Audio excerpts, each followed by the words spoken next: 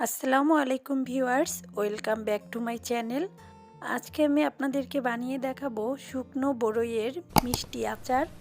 এখনই বড়ইয়ের আচার বানানোর সময়। যাদের বড়ইয়ের আচার খুব পছন্দ তারা আমার মতো বেশি করে বড়ইয়ের আচার বানিয়ে সংরক্ষণ করে রেখে দিতে পারেন। আমার কাছে আচারের মধ্যে বড়ইয়ের আচারটাই সেরা মনে হয়। এই আচারটা আমার খুব পছন্দ। যাদের এই আচারটা পছন্দ তারা অবশ্যই আমাকে কমেন্ট করে জানাবেন কার কার এই আচারটা পছন্দ। তো চলুন আচারের রেসিপিটা দেখে নেওয়া যাক। বড়ইয়ের আচার বানানোর জন্য এখানে আমি হাফ কেজি পরিমাণের শুকনো বড়ই নিয়েছি। এটা আমি বাজার থেকে কিনে ভালোভাবে ধুয়ে নিয়েছি। এটা আমি 7-8 বারের মতো ধুয়ে নিয়েছি। অবশ্যই ভালোভাবে ধুয়ে নেবেন, কারণ এতে অনেক বালি থাকে, এজন্য ভালো করে ধুয়ে নিতে হবে। এখন আমি বড়িগুলো সিদ্ধ করে নেব। এ কারণে আমি পর্যাপ্ত পরিমাণের পানি গরম করে নিয়েছি। এখন এর মধ্যে আমি বড়িগুলো দিয়ে দেব। গরম পানিতে সিদ্ধ করলে বড়িগুলো অনেক সফট হয়ে যায় এবং আচারটা খুব সুন্দরভাবে বানানো যায়। তো এজন্য আমি গরম পানির মধ্যে বড়িগুলো দিয়ে দেব। সবগুলো বড়ই দেয়া হয়ে গেছে, আর দিয়ে দিলাম 1 চামচ পরিমাণের লবণ। এই লবণটা দিয়ে বড়িটা সিদ্ধ করলে খুব ভালোভাবে সিদ্ধ হয়ে যাবে। তো আমার বড়িগুলো সিদ্ধ করা হয়ে গেছে। আমি এটা বেশ খানিক সময় নিয়েই সিদ্ধ করে নিয়েছি। যখন দেখবেন এটা সফট হয়ে গেছে ঠিক ওই পর্যায়ে বড়িগুলো নামিয়ে নিতে হবে। এইদিকে আমি আচার বানানোর জন্য চুলায় একটা কড়াই দিয়ে দিলাম। দিয়ে দেব 1 কাপ পরিমাণের সরিষার তেল। এখানে আমি 1 কাপ পরিমাণের তেল নিয়েছি, আপনারা চাইলে হাফ কাপ দিয়েও বানাতে পারেন। এখন আমি সব বড়িগুলো দিয়ে দেব, দিয়ে ভালোভাবে একটু ভেজে নেব। যেহেতু বড়িটা আমি সিদ্ধ করে নিয়েছি, এজন্য বড়িটা ভালোভাবে ভেজে নিতে হবে।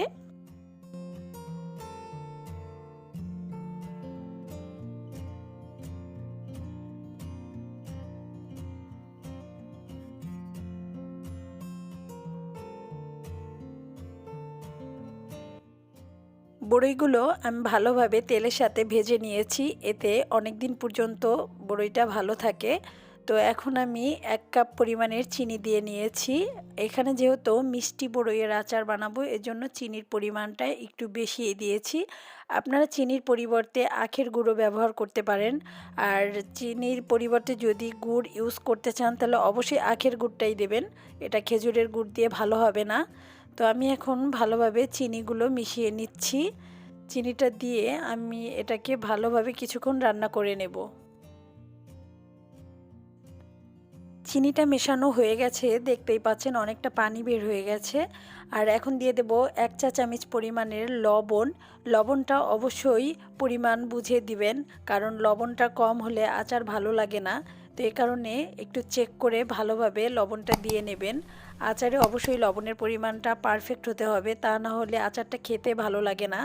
তো এখন আমি ভালোভাবে নেড়েচেড়ে এটাকে মিশিয়ে দিচ্ছি। মেশানো হয়ে গেছে, এ পর্যায়ে আমি দিয়ে নেব ভিনেগার। ভিনেগার এখানে আমি 2 টেবিল পরিমাণের ব্যবহার করেছি। ভিনেগারটা দেওয়ার কারণে আপনারা এটা 2 থেকে 2.5 বছর পর্যন্ত এটাকে ভালোভাবে সংরক্ষণ করতে পারবেন, কোনো নষ্ট হবে না। অবশ্যই কাচের বয়ামে রাখতে হবে, তাহলে এটা দীর্ঘদিন পর্যন্ত আপনারা রেখে খেতে পারবেন। আর বড়ইয়ের সিজন আসলে তখনও আপনাদের বড়ইয়ের আচার শেষ হবে না। এভাবে আপনারা বেশি করে বানিয়ে রেখে দিতে পারেন বহুদিন সংরক্ষণ করে।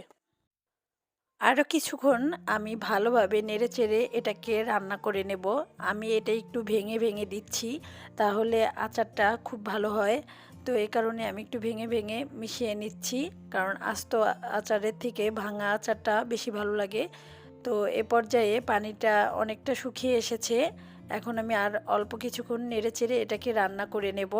আর অবশ্যই ঘন ঘন নাড়তে হবে, তা না হলে নিচ থেকে পুড়ে যাবে।